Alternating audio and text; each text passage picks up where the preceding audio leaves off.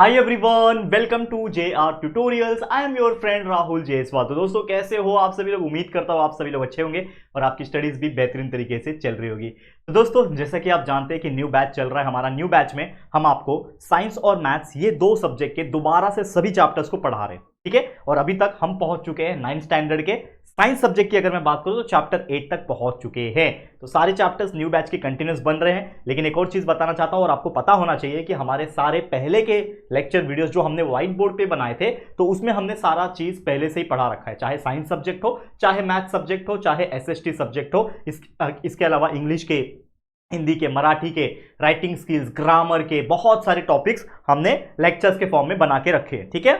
Okay, तो आप लोग क्या करना है, बस अच्छे से देखना है वीडियोस को और अच्छी तरीके से पढ़ाई करना है। और एक रिक्वेस्ट ये है कि हम इतना मेहनत करके आपके लिए बनाते हैं, तो एक छोटा सा रिक्वेस्ट ये कि प्लीज हमारे वीडियोस को उन बच्चों तक जरूर शेयर करना जिनको वाकई में जरूरत है फ्री ऑफ कॉस्ट पढ़ने की। तो जरूर से शेयर करना, शायद उनका भला हो सके और वो जब दुआएं देंगे तो आपको भी लगेगी और थोड़ी सी मुझे भी मिल जाएगी। तो बस यही चीज चाहता हूं मैं आप लोगों से, ठीक है। तो शेयर करते रहना। चलिए शुरू करते हैं। तो 9th का हमारा जो चैप्टर है जिसका नाम है chapter number 8 useful and harmful micro organisms, इसमें हमने फर्स्ट लेक्चर में क्या देखा था आपको बताना चाहता हूं, क्विक रिकैप देखेंगे। तो फर्स्ट लेक्चर में हम देखा था कि माइक्रो ऑर्गेनिजम्स होते हैं, कौन कौन से टाइप के माइक्रो ऑर्गेनिज्म होते हैं। उसमें होता है यूजफुल माइक्रो ऑर्गेनिज्म, जिसमें हमने देखा था लैक्टोबैसिलस, हमने देखा था किस प्रकार दूध को दही में कन्वर्ट करता है, हमारे लिए फायदेमंद है, बहुत सारी चीजों में यूज होता है। लैक्टोबैसिलस देखा, उसके बाद अलावा हमने ईस्ट देखा था जो कि बहुत यूजफुल है हमारे लिए। तो ऐसे कई सारे और टॉपिक्स जो है हमने डिस्कस किए थे फर्स्ट लेक्चर में। आज हमारा लेक्चर नंबर 2 है जिसमें हम आगे के टॉपिक्स, जो हमारा यूजफुल माइक्रो ऑर्गेनिज्म का एक एंटीबायोटिक्स का टॉपिक रह गया था और उसके बाद हार्मफुल माइक्रो ऑर्गेनिजम्स कौन कौन से होते हैं जो हमें नुकसान पहुंचाते हैं, वो हम देखेंगे और ये चैप्टर हमारा कंप्लीट हो जाएगा। तो लेट्स गेट स्टार्टेड। तो first topic for today that is nothing but antibiotics. तो एंटीबायोटिक्स क्या होता है, जैसे हमारा टॉपिक अभी फिलहाल में क्या चल रहा है, अभी फिलहाल में तो हमारा चल रहा है यूजफुल माइक्रो ऑर्गेनिज्म, जिसमें हमने 2-3 चीज पढ़ लिया था। लैक्टोबैसिलस पढ़ लिया था, राइजोबियम पढ़ लिया था और ईस्ट हमने पढ़ लिया था। तो ये उसी का चौथा most important useful micro organisms है जिसका इस्तेमाल हम करते हैं हमारे फायदे के लिए और कहीं ना कहीं ये हमें बहुत हेल्प करता है। तो क्या होता है ये फटाफट से देख लेते हैं। तो ये होता क्या है, तो अगर हम बात करें कि एंटीबायोटिक्स क्या होता है कि कार्बन कंपाउंड्स, ठीक है ना, obtained from some bacteria and fungi for destroying और preventing the growth of harmful micro organisms, ठीक है। मतलब कुछ कार्बन कंपाउंड जो कुछ बैक्टीरिया से और फंगाई से निकाला जाता है और डिस्ट्रॉय करने के लिए यूज किया जाता है for the harmful micro organisms growth. मतलब सिंपल लैंग्वेज में अगर मैं इसको कन्वर्ट करूं जो आपको समझ में आए, कि एंटीबायोटिक्स एक ऐसा चीज है जो कहां से मिलता है, कुछ बैक्टीरिया से या फिर मोस्ट प्रोबेबली फंगाई से, फंगस से मिलता है। एंटीबायोटिक्स जो फंगस में से निकाला जाता है जो कि एक कार्बन कंपाउंड होता है, उस फंगस में से, उस बैक्टीरिया में से कार्बन कंपाउंड को निकाला जाता है और उससे मेडिसिन बनाया जाता है और इसका इस्तेमाल होता है ऐसे चीज को रोकने के लिए जो हार्मफुल होते हैं। जैसे मान लो कि कुछ बैक्टीरिया ऐसे हो जाएंगे जो हमें बीमार करेंगे, हार्मफुल बैक्टीरिया, जैसे हम बीमार पड़ते हैं, बुखार होता है, सर्दी खांसी होता है, टाइफाइड होता है, कॉलरा होता है, जॉन्डिस होता है, डिसेंट्री होता है, बहुत सारी चीजें हैं जो हमें होती है, बीमारी होती है। तो वो बीमारी क्यों होती है दोस्तों, उसके पीछे का रीजन क्या है, रीजन है कि हार्मफुल बैक्टीरिया या फिर वायरस या फिर कुछ प्रोटोजोआ हमारे शरीर में आ जाते हैं किसी न किसी माध्यम से। ओके, तो ये जो हार्मफुल चीजें हैं उसको प्रिवेंट करने का या फिर रोकने का जो काम करता है, उसकी ग्रोथ को नाकाम करने का जो काम करता है, उसी को बोला जाता है एंटीबायोटिक्स। ये चीज को क्या कहा जाता है बच्चा, एंटीबायोटिक्स। समझ में आ गया क्या होता है एंटीबायोटिक्स। अब बहुत सारे ऐसे डिसीज होते हैं, जैसे एग्जांपल के तौर पे ट्यूबरकुलोसिस होता है, ठीक है। अब ये ट्यूबरकुलोसिस को भी ऑलमोस्ट इसने क्या कर दिया, इरेडिकेट कर दिया, यानी ठीक कर दिया है फ्रॉम सम कंट्रीज। कुछ कंट्रीज ऐसे हैं जिनमें ट्यूबरकुलोसिस जब आया था, देखो इनिशियल तौर पे आप सभी लोग जानते हैं, आज से हम 50 साल पहले चले जाएंगे, 50 भी नहीं, चलो 30-40 साल पहले चले जाएंगे, तो TB was the one of the खतरनाक बीमारी। मतलब अगर किसी को खांसी बहुत ज्यादा होता है या फिर मान लो टीबी होता है, टीबी का लक्षण है खांसी बहुत आना, मतलब 2-2 महीने तक खांसी आना, ठीक ही नहीं होना, तो उसको बोलते हैं टीबी, ट्यूबरकुलोसिस, जिसमें कफ और बहुत सारी चीजें हो जाती है। तो ये एक ऐसा बीमारी था कि अगर मान लो किसी को वो बीमारी है और इसने थूका कहीं पे भी ना, वो थूक से भी आपके बॉडी में अगर कांटेक्ट में आ गया और वो थूक के अंदर जो बैक्टीरिया होंगे वो गलती से आपके बॉडी में खाने के माध्यम से, पानी के माध्यम से चले गए ना, तो आप तुरंत बीमार पड़ जाओगे। तो बहुत खतरनाक बीमारी था। तो बहुत सारे कंट्रीज में इन एंटीबायोटिक्स का इस्तेमाल करके ट्यूबरकुलोसिस को ठीक किया गया है। बहुत सारा एंटीबायोटिक्स मेनली बैक्टीरिया के अगेंस्ट में काम करता है, यानी जो हार्मफुल बैक्टीरिया होते हैं उसके अगेंस्ट में ये जो एंटीबायोटिक्स है वो क्या है, काम करता है। और कुछ एंटीबायोटिक्स ऐसे होते हैं जो प्रोटोजोआ को भी डिस्ट्रॉय करते हैं। ठीक है, तो आइए जानते हैं। तो कुछ एंटीबायोटिक्स ऐसे होते हैं जो बहुत सारे वाइड वैरायटी ऑफ बैक्टीरिया, मतलब अगर मान लो कि कोई डॉक्टर है और उसको समझ में नहीं आ रहा है कि एग्जैक्टली कौन सा खतरनाक हार्मफुल बैक्टीरिया की वजह से आप बीमार पड़े हो, तो वो क्या करेगा, ऐसी दवाई देगा जिसमें ऐसी काबिलियत है जो बहुत सारे बैक्टीरिया को किल कर सकता है। तो ये ऐसे एंटीबायोटिक्स भी होते हैं, कुछ ऐसे एंटीबायोटिक्स होते हैं जो वाइड वैरायटी ऑफ बैक्टीरिया के ऊपर काम करते हैं और उसको बोला जाता है, याद रखना ये नाम, ब्रॉड स्पेक्ट्रम एंटीबायोटिक्स। ये नाम याद रखना, क्या कहा जाता है, ब्रॉड स्पेक्ट्रम एंटीबायोटिक्स। तो ब्रॉड स्पेक्ट्रम एंटीबायोटिक्स मतलब ब्रॉड मतलब बहुत सारा, बड़ा, ब्रॉड मतलब क्या होता है, मोटा, बड़ा। तो ब्रॉड स्पेक्ट्रम एंटीबायोटिक्स ऐसे एंटीबायोटिक्स होते हैं जो बड़े बीमारी, ज्यादा बीमारी के ऊपर काम करते हैं और ऐसे बैक्टीरिया के ऊपर काम करते हैं जिनका वाकई में रीजन हमें पता नहीं होता है। तो बहुत ज्यादा अलग अलग बैक्टीरिया के अगेंस्ट में ये काम करता है जो हार्मफुल होते हैं। इसके एग्जांपल्स क्या है, जैसे एम्पीसिलिन हो गया, एमॉक्सिसिलिन हो गया, टेट्रासाइक्लिन हो गया। तो आपने देखा है अक्सर आप जब बीमार पड़ते हो, खासकर जब सर्दी खांसी बुखार हो जाता है, आप डॉक्टर के पास जाते हो तो डॉक्टर भी आपको एक एंटीबायोटिक देता है। आपको नॉर्मली वो अपने पैकेट में से निकाल के छोटी छोटी गोलियां देता है, फिर एक पैरासिटामोल वाला दे देगा जिससे बुखार ठीक होगा। लेकिन जो एक्चुअल में कारण है बुखार होने का, जो कि आपका बैक्टीरिया हो सकता है हार्मफुल, उसको क्योर करने के लिए, उसको ठीक करने के लिए एक एंटीबायोटिक जरूर देता है। और उन एंटीबायोटिक्स के ऊपर अगर हम नाम देखोगे तो नाम जो होता है ना वो इसी प्रकार का नाम होता है, एमॉक्सिसिलिन, टेट्रासाइक्लिन, एम्पिसिलिन, इस प्रकार से नाम होता है। क्यों? क्योंकि वो डॉक्टर को एग्जैक्ट नहीं पता कि वो जो बैक्टीरिया है वो कौन सा है। तो आपको एक चीज पता है कि मेरे पास एक ऐसा एंटीबायोटिक है जो बहुत सारे बैक्टीरिया को किल कर देगा, जो भी हार्मफुल बैक्टीरिया हो गया उसको किल कर देगा। तो वो ऐसे ब्रॉड स्पेक्ट्रम एंटीबायोटिक्स को दे देता है। ठीक है, ओके। अब जब भी कोई पैथोजन, जैसे मान लो कि आइडेंटिफाई नहीं होते, जैसे मुझे पता नहीं चला, डॉक्टर को पता नहीं चला सिम्टम्स क्या है डिसीज का, तो जब पता नहीं होता है तो ऐसे ब्रॉड स्पेक्ट्रम एंटीबायोटिक्स को नॉर्मली जो है वो दिया जाता है। करेक्ट है, broad spectrum antibiotics doctors use करते हैं। इसके अलावा एक और होता है कि जब pathogenic micro organism is definitely known, मतलब आपको पता है, डॉक्टर को पता चल गया, टेस्ट वगैरह किया, पता चल गया कि भाई यही बैक्टीरिया है, यही खतरनाक बैक्टीरिया है या फिर यही चीज है जिसके वजह से आप बीमार पड़ रहे हो, तो उसी को किल करने के लिए वो एक एंटीबायोटिक दे देगा। तो उस एंटीबायोटिक को कहते हैं नैरो स्पेक्ट्रम एंटीबायोटिक। जैसे ये था ब्रॉड स्पेक्ट्रम, ये है नैरो स्पेक्ट्रम। ब्रॉड कब दोगे, जब पता नहीं था कि कौन सा बैक्टीरिया है, तो बहुत सारे बैक्टीरिया को किल करने के लिए जो एंटीबायोटिक दोगे वो देगा ब्रॉड स्पेक्ट्रम एंटीबायोटिक। लेकिन एग्जैक्टली पता है कि यही वाला बैक्टीरिया है, तो उसको किल करने के लिए जो एंटीबायोटिक्स दिया जाता है उसको नैरो स्पेक्ट्रम यानी कम रेंज वाला नैरो स्पेक्ट्रम एंटीबायोटिक्स बोला जाता है। एग्जांपल के तौर पे पेनिसिलिन, इसका तो आपने नाम सुना होगा, वर्ल्ड फेमस है। जेंटामाइसिन, एरिथ्रोमाइसिन, ये जनरल तौर पे ज्यादातर आप देखोगे डॉक्टर्स लोग यही चीज देते हैं। Penicillin, gentamicin, erythromycin is one of the most famous antibiotics जो बुखार वगैरह में दिया जाता है, एरिथ्रोमाइसिन। ठीक है, तो ये सब चीजें दिया जाता है। तो उम्मीद करता हूं क्या होता है एंटीबायोटिक्स, ये आपको समझ में आ गया होगा, कौन कौन से टाइप के एंटीबायोटिक्स होते हैं वो आपको समझ में आ गया होगा। अब इसका एक एग्जांपल है जो बहुत ज्यादा वर्ल्ड फेमस है और one of the earliest antibiotic जिसका नाम है पेनिसिलिन, उसके बारे में हम लोग पढ़ेंगे। तो चलो, क्या होता है पेनिसिलिन? पेनिसिलिन क्या है अगर मैं बात करूं, दुनिया का सबसे पहला खोजे जाने वाला आप बोल सकते हो एंटीबायोटिक्स है पेनिसिलिन। ठीक है, तो ये क्या है, it is a group of antibiotics obtain from fungus. Fungus से निकाला जाता है इसको, फंगस में से इस पेनिसिलिन को निकाला जाता है। कौन सा फंगस है? उस फंगस का नाम है पेनिसिलियम, याद रखना।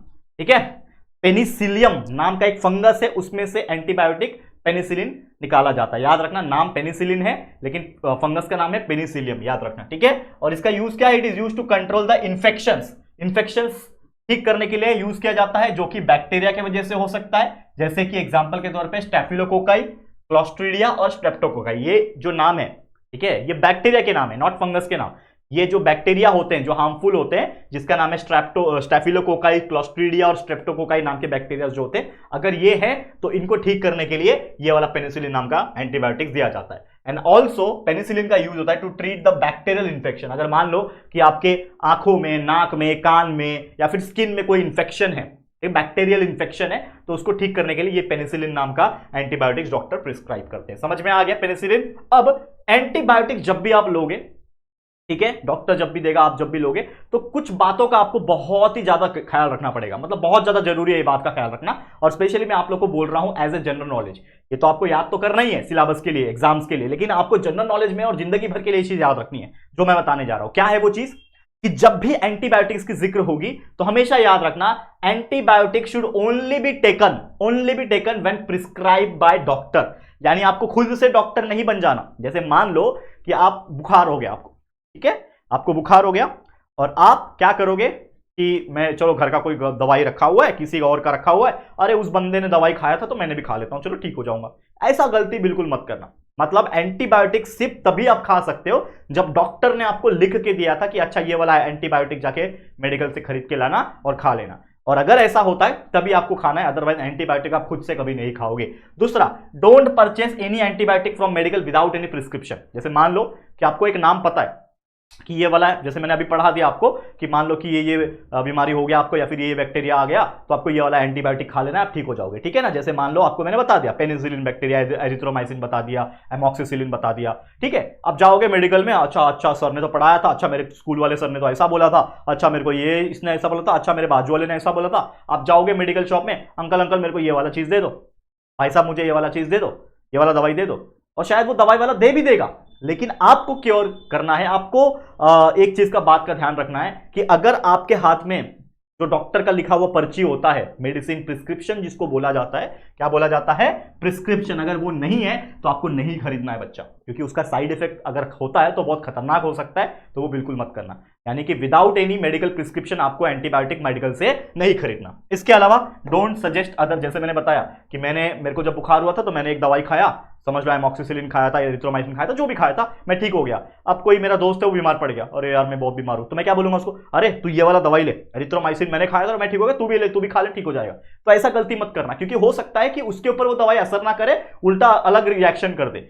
तो आपका बॉडी अलग था, डॉक्टर ने आपके बॉडी के हिसाब से आपका जांच पड़ताल किया, उसने चेकअप किया, तब जाके वो मेडिसिन दिया। तो आपको जरूरी नहीं है कि वो दवाई सूट होगी।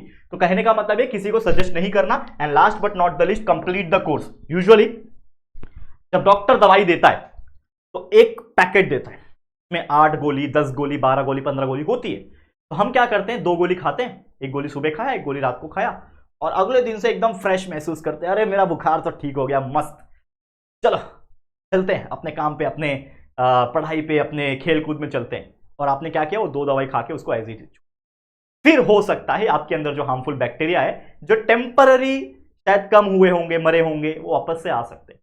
तो इसीलिए कभी भी डॉक्टर जब दवाई देता है, मैं सिर्फ एंटीबायोटिक्स के लिए नहीं बोलूंगा, मैं हर एक चीज के बोलूंगा, जब डॉक्टर दवाई देता है तो वो जो पूरा दवाई देता है उसको पूरा कंप्लीट किया करो। यानी आपका जो कोर्स होता है कि 10 गोली है और 5 दिन खाना है, 2-2 करके, एक सुबह एक शाम, तो आपको वो पूरा खाना। समझ में आया, क्लियर? तो ये चीज उम्मीद करता हूं हर बच्चे को समझ में आ गया होगी। तो ये था आपका एंटीबायोटिक्स और पेनिसिलिन, और इसका कैसे लेना है, क्या लेना है, वो आपको मैंने समझा दिया। नेक्स्ट टॉपिक पे चलते हैं, जो कि है हार्मफुल माइक्रो ऑर्गेनिज्म। तो यहां पे हमारा, इसके पहले तक हमारा ये जो हमने पढ़ा वो सब था यूजफुल माइक्रो ऑर्गेनिज्म, जिससे हमें कहीं ना कहीं यूज हो रहा था, कहीं फायदा हो रहा था, ठीक है।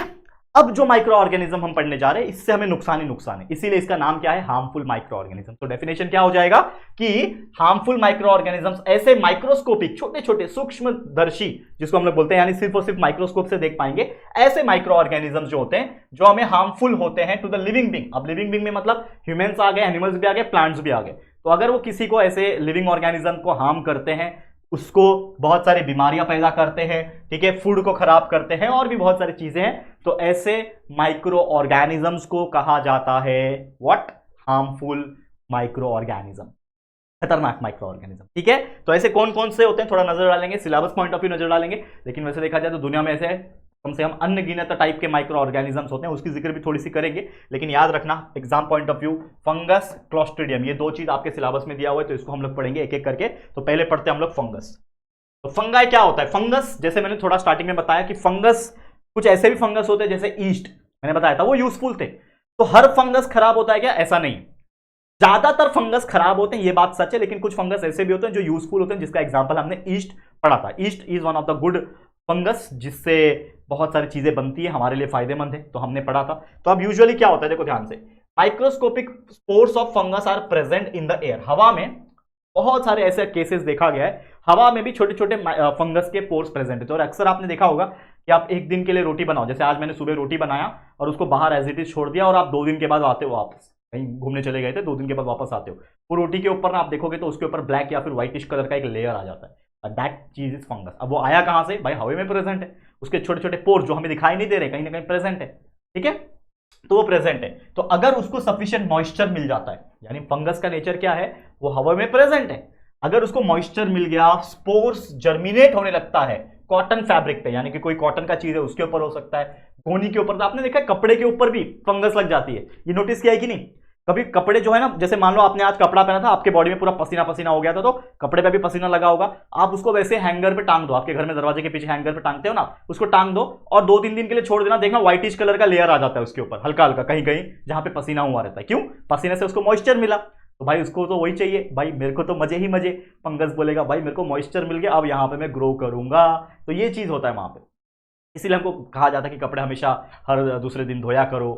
कपड़े की बात कर लो, बैग्स की बात कर लो, लेदर के आर्टिकल्स आइटम्स, कोई चमड़े का बना हुआ चीज है, बैग्स वगैरह होते हैं, ठीक है ना, वुडन आइटम्स होते हैं, खासकर लकड़ी वगैरह पे भी फंगस जम जाते हैं, मशरूम वगैरह उग जाते हैं, देखा है नहीं? ठीक है, तो ये फंगल हाइफे होते हैं जिसको फाइबर्स ऑफ फंगस कहा जाता है। ये एकदम डीपली चले जाता है उस मटेरियल के अंदर, मतलब शर्ट है तो शर्ट के अंदर, लकड़ी है तो लकड़ी के अंदर, और वो क्या करता है, उससे ऑब्टेन करता है न्यूट्रिशन, मतलब उसमें से जो भी न्यूट्रिशन होगा उसमें से वो एब्जॉर्ब करता है, और साथ ही में रिप्रोडक्शन भी करता है, यानी अपनी पॉपुलेशन को वहां पे बढ़ाता है, और ये कॉज करता है material to wear and become weak. क्योंकि अगर फंगस होगा तो पहली बात तो देखो, अगर आप फंगस खा नहीं रहे हो तो आपको बीमार तो नहीं होगी, लेकिन कहीं ना कहीं उस चीज से मटेरियल आपका खराब हो रहा है, आपका लकड़े वाला सामान खराब होता है, आपके कपड़े खराब हो रहे हैं, आपके बैग्स खराब हो रहे हैं, ठीक है, तो कमजोर हो जाता है। एज ए रिजल्ट ये जो बैग्स होते हैं, लेदर आइटम्स होते हैं, शूज में भी आपने देखा होगा, शूज में भी फंगस लग जाता है, ठीक है ना, ये भी आपने देखा होगा अक्सर। तो शूज हो गया, पर्स हो गया, बेल्ट हो गया, इसके ऊपर फंगस जब ग्रो होते तो ये ज्यादा लंबे समय तक नहीं चलते और जल्दी खराब हो जाते हैं, और वुडन आइटम तो स्पॉइल्ड हो जाते हैं। तो ऐसे फंगस के बहुत सारे स्पीसीज प्रेजेंट होते हैं जो फूड को भी खराब करते हैं। जैसे अचार में फंगस आ गया, मुरब्बा जो बनाते हैं उसमें फंगस आ जाता है, जाम, सॉस, ये सब जो चीज होती है ना, चटनी वगैरह, आप रख दो चटनी 2 दिन के लिए, आप फ्रिज में भी रखोगे, 2-3 दिन के बाद चटनी खराब हो जाती है, ज्यादा से ज्यादा 3 दिन चलती है चटनी, जहां तक मैंने ऑब्जर्व किया है। मम्मी चटनी बनाती है, हम लोग सोचते हैं आराम से 1-2 दिन खाएंगे, लेकिन तीसरे दिन स्मेल लेके देखो खराब स्मेल आता है। क्यों? क्योंकि उसके अंदर फंगस आ गया है, ठीक है। क्यों? क्योंकि वो उसी में जाते हैं, उसके न्यूट्रिएंट्स को फूड में से एब्जॉर्ब करते हैं अपने ग्रोथ के लिए, अपने रिप्रोडक्शन के लिए, और इस एक्टिविटी के दौरान फंगस क्या करते हैं, बहुत सारे हार्मफुल चीजें रिलीज करते हैं, जिसका नाम है माइकोटॉक्सिन्स, जो कि एक क्या है, पॉइजनस केमिकल है, जो उसी खाने में वो रिलीज कर देते हैं। और अगर मान लो वो खाना हम खा लेते तो कहीं ना कहीं फंगस और वो माइटोटॉक्सिन हम रिलीज अपने बॉडी में डाल रहे हैं, मतलब हमारे पेट में डाल रहे हैं। और कभी कभी तो ऐसा होता है कि बहुत ज्यादा तादाद में अगर आप अपने गंदा खाना खा लिया जिसमें फंगस वगैरह थे, माइटोटॉक्सिन्स, केमिकल्स थे, तो आप बीमार पड़ सकते हो, और ऐसा बीमार पड़ोगे कि फूड पॉइजनिंग हो जाएगा। और फूड पॉइजनिंग से कभी कभार डेथ भी हो सकती है, रेयर केस में होती है लेकिन हो सकती है, तो बहुत खतरनाक चीज है। तो ये चीज आपको बहुत ध्यान में रखना है। इसके लिए खाना फ्रेश खाओ, गर्म करके खाओ, जितना नया हो सके फ्रेश खाना उतना खाओ, पुराना खाना मत खाओ, ठीक है। तो hence the food on which fungi have be grown can not be eaten, मतलब जिसमें फंगस आ गया वो खाना आपको बिल्कुल नहीं खाना है। तो ये है फंगस। क्या है ये? एक माइक्रो ऑर्गेनिज्म। क्या कर रहा है? हार्मफुल चीजें पैदा कर रहा है हमारे खाने में भी, कपड़े में, शूज में, पहनने वाली चीज में, वुडन आर्टिकल्स में। तो कहीं ना कहीं ये क्या हो गया? हार्मफुल माइक्रो ऑर्गेनिजम्स कहलाएगा। समझ में आ गया? क्लियर है? चलो नेक्स्ट टॉपिक। अगला टॉपिक क्या है? Next type of harmful micro organism, जिसका नाम है क्लोस्ट्रीडियम। अब ये क्लोस्ट्रीडियम होता क्या है, इसको समझते हैं बहुत अच्छी तरीके से। देखो, क्लोस्ट्रीडियम एक ऐसा बैक्टीरिया है जो ज्यादातर ना, आपने देखा होगा कि मैं आपको एक चीज बहुत अच्छे से समझाता हूं कि जो बैक्टीरिया होता है ना, ये क्लोस्ट्रीडियम क्या है? ये एक बैक्टीरिया है, याद रखना। क्लोस्ट्रीडियम भी क्या है? एक बैक्टीरिया, लेकिन कौन सा बैक्टीरिया है? हार्मफुल बैक्टीरिया है, ठीक है। अब ये क्या करता है ना, स्पॉइल करता है कुक्ड फूड को, ठीक है।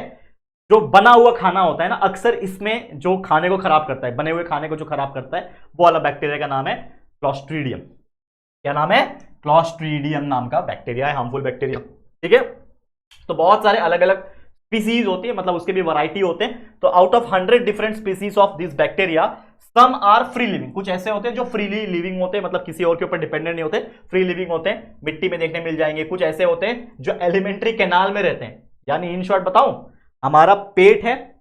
आपको एक चीज तो पता होगा, अगर आप 9th स्टैंडर्ड में, तो शायद आप जानते होंगे कि हमारा माउथ एक ओपनिंग है, खुला हुआ, और ये माउथ के बाद सीधा हमारा जो ऑर्गन आता है, जो कनेक्टेड है पाइप पूरा, माउथ के बाद अंदर एक फेरिंग्स करके ऑर्गन है, फेरिंग्स अंदर, ठीक है, जो लगभग नोज के पीछे आता है। फेरिंग्स के बाद लैरिंग्स आता है, लैरिंग्स के बाद आपका फूड पाइप की अगर मैं बात करूं तो विंड पाइप की बात करूं तो ट्रेकिया आ जाता है, लेकिन लैरिंग्स के बाद सीधा सीधा हमारा स्टमक चालू होता है। तो मतलब अगर मैं बाकी चीज हटा दूं तो सीधा सीधा अगर मैं एक बोलने की बात बोलूं तो माउथ के बाद हमारा फूड पाइप आ जाता है, ईसोफेगस, ठीक है। Oesophagus is different, food pipe आ जाता है जिसमें से खाना जाता है। तो अब खाना जो है, मान लो जा रहा है जा रहा है जा रहा है जा रहा है जा रहा है जा रहा है और वो पेट में गया।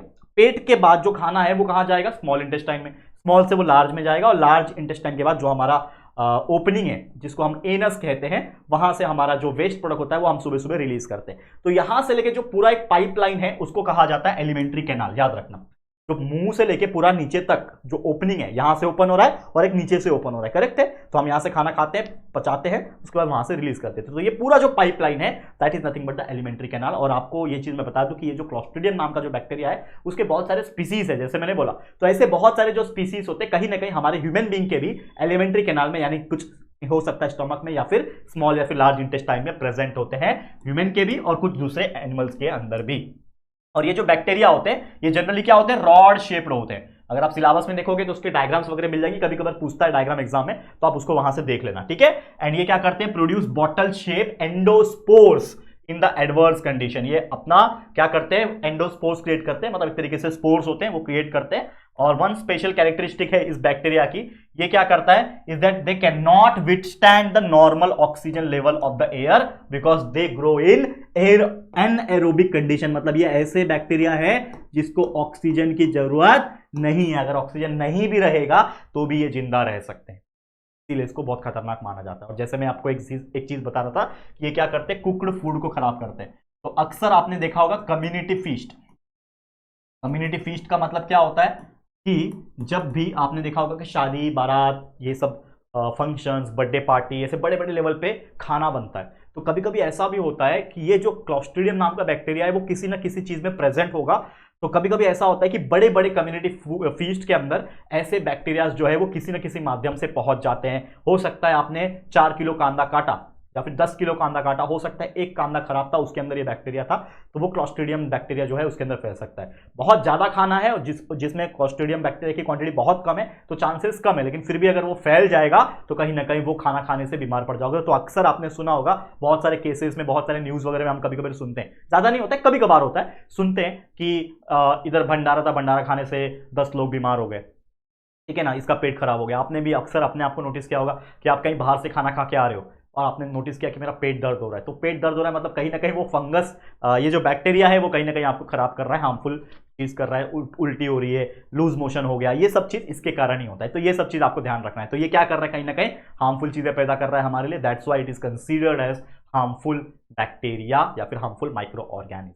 समझ में आ गया, क्लियर है। चलते हैं नेक्स्ट एंड लास्ट टॉपिक के ऊपर जो कि है अदर हार्मफुल माइक्रो ऑर्गेनिज्म। कुछ अलग अलग और भी माइक्रो ऑर्गेनिजम्स होते हैं तो इसको नजर डालेंगे। तो जनरल तौर पे देखा जाए तो बहुत सारे अलग अलग टाइप के माइक्रो ऑर्गेनिजम्स वायरस के फॉर्म में हो सकते हैं, बैक्टीरिया हो सकते हैं, प्रोटोजोआ हो सकता है, फंगस हो सकता है। तो आइए कुछ ऐसे बैक्टीरिया या फिर ऐसे माइक्रो ऑर्गेनिजम्स जिसके वजह से कौन कौन सी बीमारी हो सकती है उसके बारे में नजर डालते हैं। फास्ट देखेंगे। सबसे पहले है एड्स, ध्यान देना। तो एड्स एक ऐसा बीमारी है जो वायरस के वजह से होता है। कौन सा वायरस है, अगर मैं यहाँ पे स्पेसिफाई कर दूं, जो मुझे पता है वो मैं बता दूंगा। देखो यहाँ पे लिखा हुआ नहीं है लेकिन जो मुझे पता है वो मैं बता दूंगा। तो HIV ह्यूमन इम्यूनो वायरस करके एक वायरस का नाम है जो इस एड्स नाम के बीमारी को पैदा करता है। बहुत खतरनाक बीमारी है।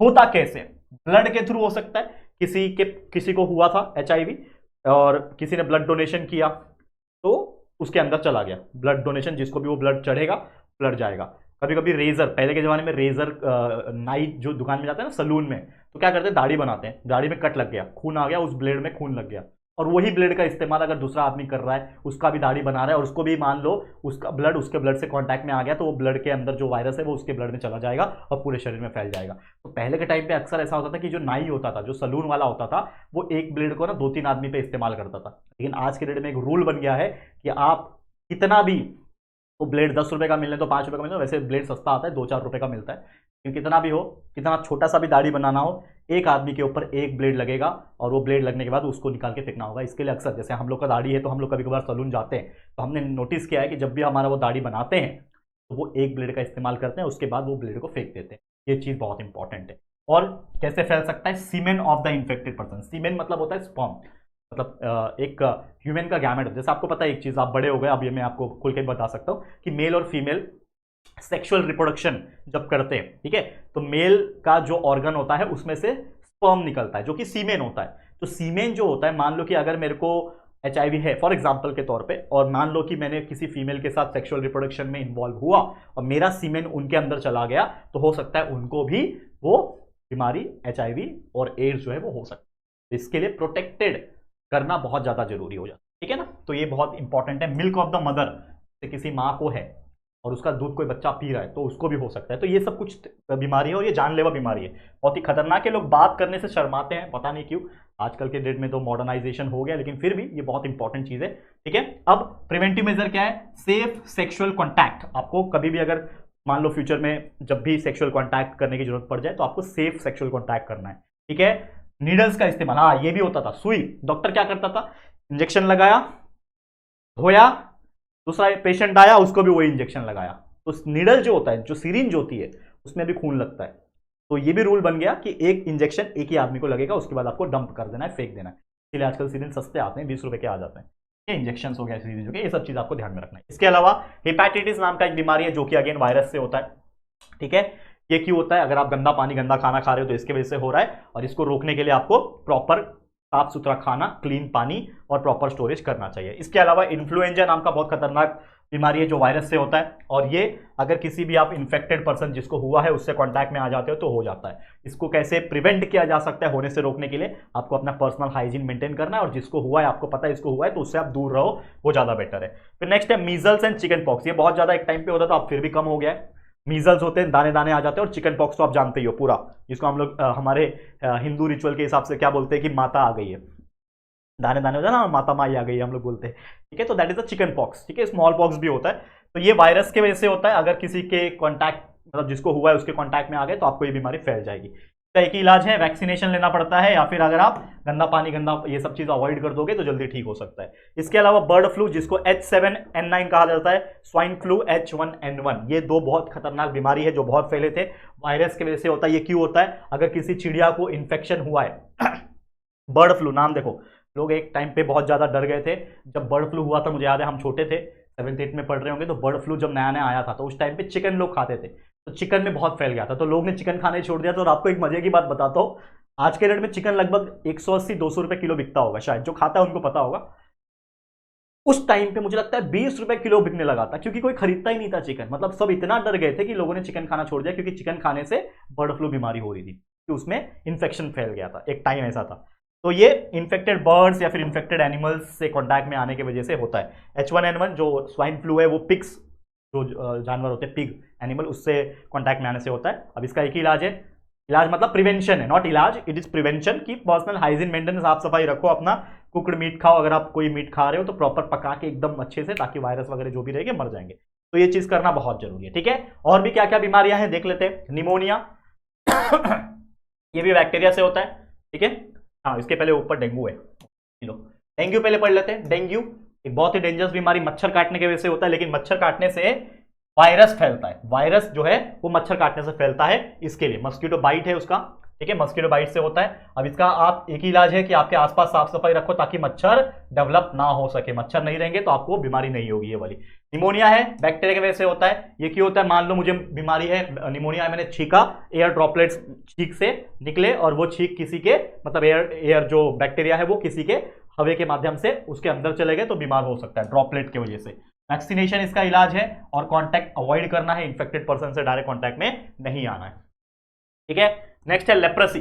अब लेप्रेसी क्या होता है? बैक्टीरिया। लेप्रेसी मतलब इन शॉर्ट अगर मैं बात करूं, देखो हाथ पे ना कभी आपने देखा होगा पूरा व्हाइट व्हाइट के पैचेस आ जाते हैं, दैट इज द लेप्रेसी। और भी वैसी बीमारियां होते हैं, तो long term contact with the infected person avoid करना है, अगर किसी को है तो रोकना है। ठीक है ना, avoid contact with the person. Okay, next है कॉलरा। बैक्टीरिया कैसे होता है? अगर आप गंदा पानी गंदा खाना किसी भी कारणवश आपने खा लिया, पता नहीं चला, तो आपको ये बीमारी हो सकती है। इलाज एक ही है, क्लीन वाटर फूड को आपको अपनाना है। नेक्स्ट है मलेरिया। मलेरिया क्या है? प्रोटोजोआ की वजह से होता है, मतलब मच्छर काटने से होता है, लेकिन मच्छर काटने से प्रोटोजोआ नाम का जो माइक्रो ऑर्गेनिज्म है वो फैलता है शरीर में। मस्कीटो बाइट और अनक्लीन सराउंडिंग से होता है। तो इसका एक ही इलाज है कि आप अपने सराउंडिंग को क्लीन रखो, ताकि मच्छर डेवलप ना हो सके, जिससे आपका ये बीमारी ट्रांसफर नहीं हो सकता। नेक्स्ट है डैंड्रफ, रिंगवर्म और स्केबिस। डैंड्रफ सर में होता है, आपको पता है, व्हाइट व्हाइट कलर का। रिंगवर्म खाज खुजली देखा है, और स्केबिस वो पैचेस आ जाते हैं, मतलब एकदम ऐसे हो जाता है ना चोट लगने के बाद, तो स्केबिस हो जाती है। ये वही है कि अगर आप किसी इन्फेक्टेड पर्सन से कांटेक्ट में आ रहे हो तो ये सब बीमारी हो सकती है। अगर आपको रोकना है तो अपना पर्सनल हाइजीन, साफ सफाई, नहा धो के एकदम रखना। कुछ लोग होते हैं जो 4 दिन नहीं नहाते हैं, तो वैसा मत करना। ठीक है, समझ में आ गया? तो बस यही था दोस्तों हमारा टॉपिक। इसी के साथ ये पूरा का पूरा एंटायर चैप्टर, जिसका नाम है दोस्तों useful and harmful micro organisms, ये होता है कंप्लीट। तो यूजफुल माइक्रो ऑर्गेनिज्म पूरा पढ़ लिया था। आज हमने हार्मफुल माइक्रो ऑर्गेनिजम्स की किससे क्या बीमारी होती है, कौन से हार्मफुल माइक्रो ऑर्गेनिजम्स होते हैं, ये हमने बहुत अच्छी तरीके से डिस्कस कर लिया है। ठीक है, तो chapter number 8 is also over. तो ऐसे और भी चैप्टर्स के लेक्चर्स हम लगातार लाते रहेंगे, तो आप लोग बस हमें प्यार देना, सपोर्ट देना और हमारे वीडियोस को जरूर से शेयर करना। ठीक है, तो ये वीडियो, ये चैप्टर आपको कैसा लगा है जरूर से हमें कमेंट करके बताना। वीडियो पसंद आया तो प्लीज वीडियो को लाइक कर देना, शेयर करना अपने दोस्तों के साथ, और अगर पहली बार आए हो चैनल पर, अभी तक चैनल को सब्सक्राइब नहीं किया है तो फटाफट से हमारे चैनल को सब्सक्राइब करके बेल आइकन को भी प्रेस कर देना। ठीक है दोस्तों, तो चलो फिर जल्दी मिलेंगे एक और नई वीडियो में, तब तक के लिए thank you and good bye.